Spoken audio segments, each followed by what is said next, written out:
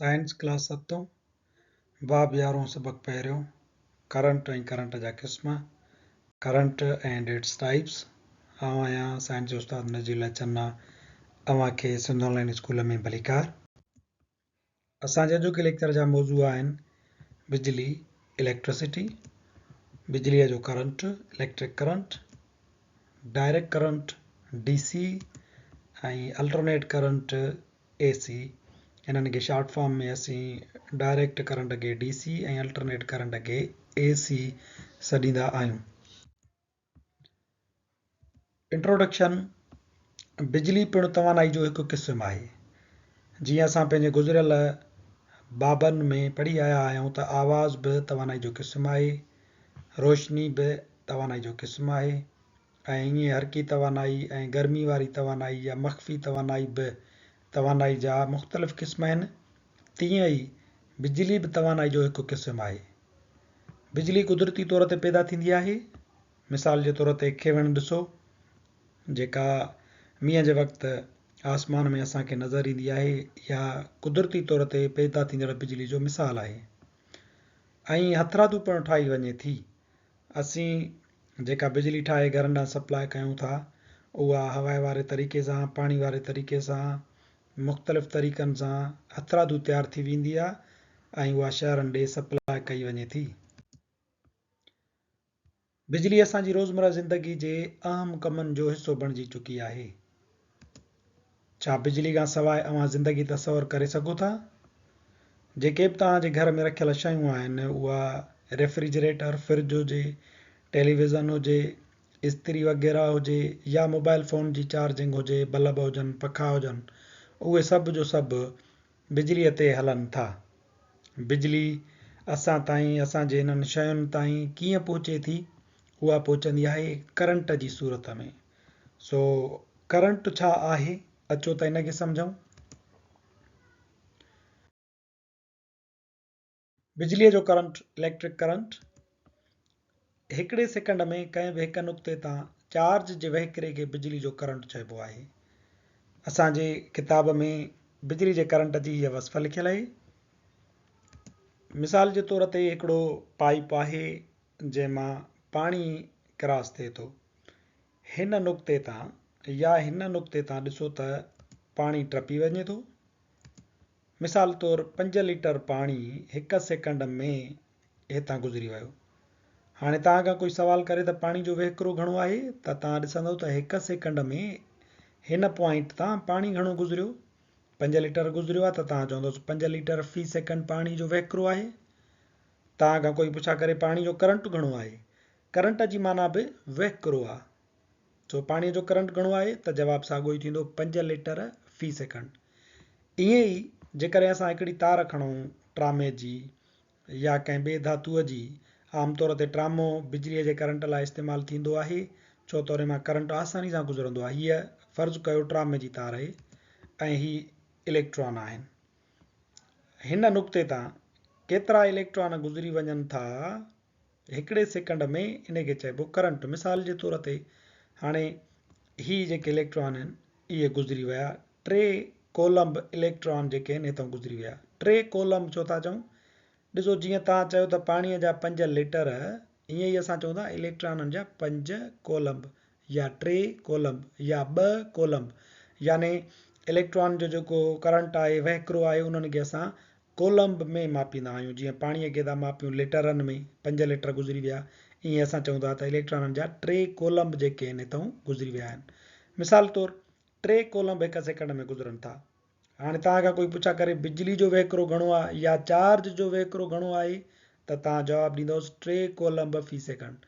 या तव्हां खां पुछा करे चार्ज जो करंट घणो आहे, बिजलीअ जो हिन तार में करंट घणो आहे, तव्हां चवंदोसि 3 कोलम्ब फ़ी सेकंड। तव्हांखे करंट जो यूनिट यादि रखणु घुरिजे त करंट खे एम्पियर्स में मापियो वेंदो आहे। करंट कीअं पैदा थींदो आहे, उनखे सम्झण जे लाइ वैलेंस इलेक्ट्रॉन सम्झणु ज़रूरी आहे। वैलेंस इलेक्ट्रॉन असां हिकिड़ो धातु खयो आहे। मिसाल जे तौर ते तव्हां हिनखे ट्रामो सम्झो। हिन विच ते मर्कज़ आहे, हुनजो चौधारी ही मदार आहिनि। 1 2 3 हे 4 मदार। वेलेंस यानी ॿाहिरियां इलेक्ट्रॉन। इलेक्ट्रॉन एटम अंदर मुख़्तलिफ़ रस्तनि ते फिरंदा रहंदा आहिनि। ही रस्तो आहे, हिन ते बि इलेक्ट्रॉन फिरनि था, हिन ते बि फिरनि था, हिन ते बि फिरनि था, ऐं आख़िरी जेको आहे ही आख़िरी मदार, इनखे वेलेंस मदार बि चइबो आहे। आख़िरी मदार खे, आख़िरी मदार या रस्ते खे वेलेंस यानी ॿाहिरियों मदार सॾिजे थो, ऐं उन जे इलेक्ट्रॉननि खे वेलेंस इलेक्ट्रॉन चइबो आहे। ही ॿ जेके फिरनि था पिया, इहे वेलेंस इलेक्ट्रॉन आहिनि, छो त इहे वेलेंस मदार जा आहिनि, आख़िरी मदार जा आहिनि, इन जे करे इन्हनि खे असां वेलेंस इलेक्ट्रॉन सॾियूं था।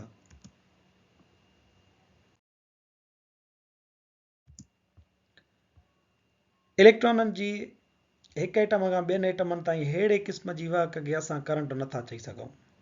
हीअ बि इलेक्ट्रॉननि जी वाहक आहे, पर अहिड़े क़िस्म जी वाहक खे असां इलेक्ट्रॉन नथा चई सघूं। हीअ ट्रामे जी तार आहे, हुनजे अंदरि इहे ट्रामे जा एटम आहिनि, उन जा जेके इलेक्ट्रॉन आहिनि उहे ॾिसो हिकिड़े एटम खां ॿिए एटम ताईं, ॿिए एटम खां टे एटम ताईं पिया था फिरनि, पर इन वहकिरे खे असां करंट नथा चई सघूं।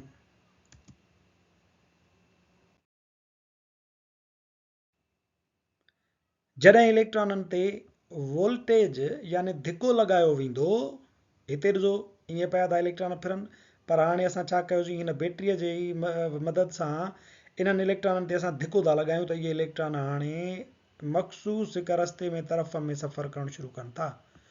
जॾहिं इलेक्ट्रॉननि ते वोल्टेज धिको लॻायो वेंदो त सभई ॿाहिरियां इलेक्ट्रॉन हिकु तरफ़ में सफ़र शुरू कंदा।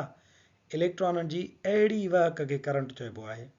हीअ बैटरी असां छो इस्तेमालु कईसीं, छो त इहा वोल्टेज लॻाईंदी, वोल्टेज यानी धिको लॻाईंदी हिननि इलेक्ट्रॉननि ते जेके हेॾे होॾे पिया फिरनि, आज़ादु इलेक्ट्रॉन हुया, उन खे हिन बैटरी छा कयो, वोल्टेज धिको लॻायो त इहे इलेक्ट्रॉन हाणे हिकु तरफ़ में मूव कनि था, सफ़र कनि था, त इन वहकिरे खे करंट चइबो आहे।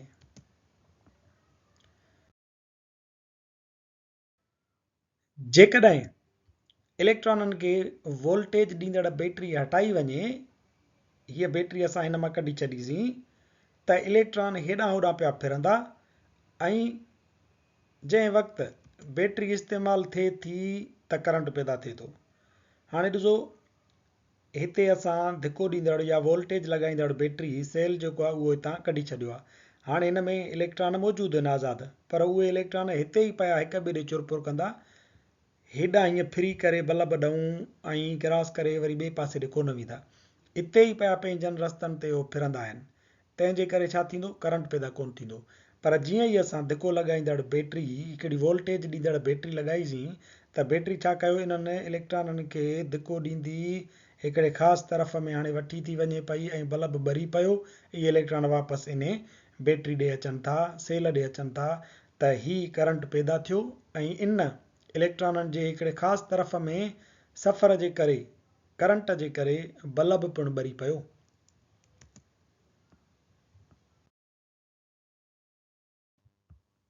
असां इहा ॻाल्हि पढ़ी आयासीं त करंट खे एम्पेयर यूनिट में मापियो वेंदो आहे। जीअं खंड जो तव्हां वज़न वठंदा आहियो त चवंदा आहियो 4 किलो खपे, 5 किलो खपे, या को छोकिरो कली में खंड खणी वेंदो हुजे त तव्हांखे ॿुधाईंदो त हीअ 5 किलो आहे। ईअं शयुनि ते एम्पेयर लिखियल हूंदा आहिनि। मिसाल जे तौर ते हिन जे मथां लिखियल आहे 3A, हीअ जेका वॾी कैपिटल ए आहे उहा एम्पेयर्स खे ज़ाहिर करे थी, यानी हे 3 एम्पेयर्स जो आहे। तव्हां चार्जर वठंदो, उन जे मथां 4A लिखियल हूंदो, माना उहो 4 एम्पेयर्स जो आहे। 5A लिखियल आहे त माना उहो 5 एम्पेयर्स जो आहे।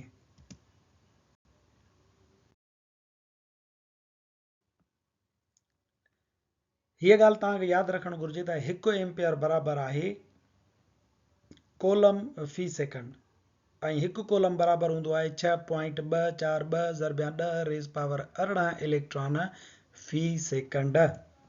इहो तमामु वॾो अमाउंट आहे, यानी जेकॾहिं 6.242 ज़रबिया 10 18 खे असां खोले लिखूं त उहो हेतिरा इलेक्ट्रॉन थी वेंदा। ऐं इहे एतिरा इलेक्ट्रॉन जॾहिं हिकिड़े सेकंड में, मिसाल जे तौर ते हिन पॉइंट तां हिकिड़े सेकंड में हेतिरा इलेक्ट्रॉन गुज़री विया त असां चवंदासीं 1 कोलम गुज़री वियो। वरी हितां हितां ॿिए सेकंड में, हिकु सेकंड में जेकॾहिं हिन खां ॿीणा इलेक्ट्रॉन हितां गुज़री विया त असां चवंदासीं त 2 कोलम बि हितां करंट गुज़रियो आहे। करंट जा क़िस्म, types of current, direct current और DC, या इनखे डायरेक्ट वोल्टेज पिणु चइबो आहे। हिक ई तरफ़ में इलेक्ट्रॉन जे वहिकिरे खे डायरेक्ट करंट चइबो आहे। मिसाल जे तौर ते हीअ ॿेड़ी आहे, ॾिसो हेॾां इहा आई ऐं हीअं इहा हली वई, हिकिड़े ई तरफ़ इहा हली वञे थी। डायरेक्ट करंट ईअं इलेक्ट्रॉन जेके हूंदा आहिनि उहे हेॾां हिकिड़े पासे खां ईंदा, ॿिए पासे ॾांहुं उहे हलिया वेंदा। मिसाल जे तौर ते हीअ ॾिसो इलेक्ट्रॉन आहिनि, हेॾां अचनि था, हिन पासे ॾे वञनि था पिया, काटू जे छेड़े ॾांहुं अचनि था पिया, वाधूअ जे छेड़े ॾे वञनि था पिया, इन खे चइबो आहे डायरेक्ट करंट। मिसाल जे तौर ते हीअ बैटरी आहे, हेॾां इलेक्ट्रॉन जेके निकिरनि था पिया उहे बल्ब खे ॿारींदा, हितां गुज़रंदा, वाधूअ जे पासे ॾे हलंदा था वञनि, हिक ई तरफ़ ॾे इन्हनि जी जेका आहे सो चुरपुर आहे, इन खे चइबो आहे डायरेक्ट करंट। मोबाइल जेका आहे उहा असां ईअं चार्ज कंदा आहियूं, बैटरी जेका आहे उहा असां ईअं अहिड़े क़िस्म जे डायरेक्ट करंट सां असां इन्हनि खे चार्ज कंदा आहियूं। नंबर ॿियों आहे अल्टरनेट करंट या AC, या इनखे अल्टरनेट वोल्टेज बि चइबो आहे। इलेक्ट्रॉननि जे हिक नुक़्ते खां ॿिए नुक़्ते ॾांहुं वञण ऐं वापसि मोट वारे वहिकिरे खे अल्टरनेट करंट चइबो आहे। मिसाल जे तौर ते ॾिसो हीअ ॿेड़ी पाणी में बीठी आहे, पर उहा हिन नुक़्ते खां मथे थी वञे, वरी वापसि हिते थी अचे, मथे थी वञे, वरी वापसि हिते थी अचे। अल्टरनेट करंट में इलेक्ट्रॉन ईअं कंदा आहिनि। मिसाल जे तौर ते ॾिसो हीउ इलेक्ट्रॉन हेॾां वियो, वरी हितां वापसि मोट थो खाए हेॾां, ऐं ईअं वरी वापसि मोट खाईंदो हेॾां। इहा जेका इलेक्ट्रॉन जी अहिड़ी क़िस्म जी अच वञ हूंदी आहे उनखे चइबो आहे अल्टरनेट करंट। अल्टरनेट करंट जा इस्तेमालु ॾिसो उन ते सोलर प्लेट्स जेके आहिनि उहे असांखे ॾींदियूं आहिनि DC वारो करंट, उहो इन्वर्टर में ईंदो ऐं इन्वर्टर वरी AC करंट में ॾींदो, पोइ उहो बोर्ड में ईंदो आहे ऐं पोइ बोर्ड मां असां पंहिंजे घर वारियूं शयूं AC करंट में इस्तेमालु कंदा आहियूं, जेके बि हलंदियूं आहिनि। पखा तव्हांजा हलंदा आहिनि AC करंट ते हलंदा आहिनि, बल्ब हलंदा आहिनि AC करंट ते हलंदा आहिनि। ग्रिड तां जेका बिजली ईंदी आहे उहा पिणु AC करंट वारी हूंदी आहे, पर बैटरी जेका चार्ज थींदी आहे उहा DC करंट में थींदी आहे। ऐं हेॾां हुनखे पोइ कहिड़ी बि बिजली मिले, बैटरी वरी जेको पाण करंट ॿाहिरि जेको तव्हांखे ॾींदी उहो पिणु DC वारी सूरत में ॾींदी आहे। हेॾां ॾिसो सोलर अचनि था, उहो DC खे इन DC करंट में बैटरी खे चार्ज करे थो। करंट जो एको एम्पियर आहे। एम्पियर मापींदड़ औज़ार खे एमीटर सॾिबो आहे। अहिड़े क़िस्म जो जंहिंजे मथां कैपिटल A लिखी पई आहे, एमीटर एम्पियर्स मापण जो औज़ार आहे। असांजो जेको लेक्चर हिते पुॼाणी ते पहुचे थो। वधीक वीडियोज़ लाइ ॾिसंदा रहो सिंध ऑनलाइन स्कूल।